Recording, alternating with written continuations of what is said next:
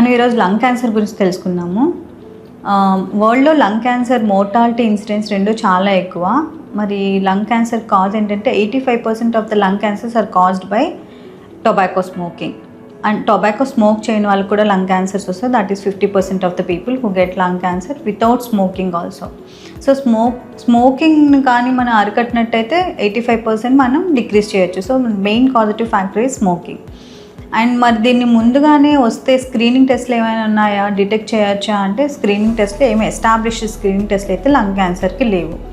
మరి ఏం సిమ్టమ్స్ వస్తే మనం ఈజీగా దాన్ని డిటెక్ట్ చేయొచ్చు అంటే 2 to 3 వీక్స్ కన్నా ఎక్కువ కాలం ఉండే కాఫ్, దగ్గులో స్ఫుటంలో బ్లడ్ కనిపించడము, ఛాతీలో నొప్పి రావడము, గొంతు మారిపోవడము, వెయిట్ రిడక్షన్, ఆకలి తగ్గిపోవడము, ఇవన్నీ కూడా సిమ్టమ్స్ లంగ్ క్యాన్సర్. కానీ ఇవన్నీ vague symptoms.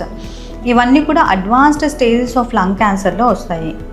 Early stages of lung cancer most of the lung cancers are incidentally detected. అంటే మనకి చెస్ట్లో ఇన్ఫెక్షన్ రావడం వల్ల కానీ, టీవీ లాగా ఏమైనా అనిపించడం వల్ల కానీ, దగ్గు వల్ల కానీ మనం రెగ్యులర్గా సిటీ స్కాన్ ఏమైనా చేసుకుంటే అందులో బయటపడ్డాం అనమాట. ఇలాంటి స్టేజెస్లో చాలా ఎర్లీ స్టేజెస్లో డిటెక్ట్ అవుతాయి. అయితే ఇలా డిటెక్ట్ అయిన లంగ్ క్యాన్సర్ని మనం స్టేజింగ్ వర్కప్ ఎలా చేయిస్తాం? లంగ్ క్యాన్సర్కి తప్పకుండా, ఎనీ క్యాన్సర్కి ట్యూమర్స్ వస్తే తప్పకుండా మనం చేయాల్సింది ట్రూ కట్ బయాప్సీ, అంటే ముక్క పరీక్ష చేస్తాము. దాని తర్వాత లంగ్ క్యాన్సర్కి స్పెసిఫిక్గా ఇంకా ఎక్స్ట్రాగా ఏం చేయించాలి అంటే IHC మార్కర్స్ చేయించాలి. EGFR, ROS, ALK మ్యూటేషన్స్ అవి నాన్ స్మాల్ సెల్ లంగ్ క్యాన్సర్లో చేస్తాము.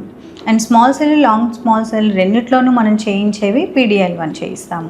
అది కాకుండా స్టేజింగ్ ఇంకెక్కడెక్కడికి స్ప్రెడ్ అయింది, ఇది చాలా తొందరగా బ్రెయిన్కి, బోన్కి స్ప్రెడ్ అయిపోతుంది. సో మనం PET CT scan, MRI brain అవి కూడా తప్పకుండా చేయించుకోవాలి. ఇవన్నీ చేయించుకుంటేనే మనకు ప్రాపర్ స్టేజింగ్ వర్కప్ అయితేనే మనం అప్రోప్రియేట్ ట్రీట్మెంట్ అనేది పేషెంట్కి చేయగలుగుతాము.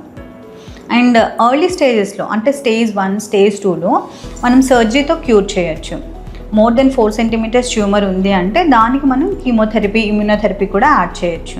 అండ్ స్టేజ్ 3 డిసీజ్ నుంచి మనం రేడియేషన్ ప్రిఫర్ చేస్తాము. అంటే రేడియేషన్తో పాటు కీమోథెరపీ అండ్ ఇమ్యూనోథెరపీ రోల్ కూడా ఉంటుంది. ఇది ఓవరాల్గా లిమిటెడ్ స్టేజ్ అంటే అడ్వాన్స్ స్టేజ్ 4 కాకుండా స్టేజ్ 3 వరకు ట్రీట్మెంట్. స్టేజ్ 4లో పేషెంట్కి మ్యాక్సిమం ఉపశమనం కూడా ఉండాలి, ప్లస్ అంటే క్వాలిటీ ఆఫ్ లైఫ్ అనేది బెటర్గా ఉండాలి, ప్లస్ డిసీజ్ని కూడా మనం తగ్గించగలగాలి.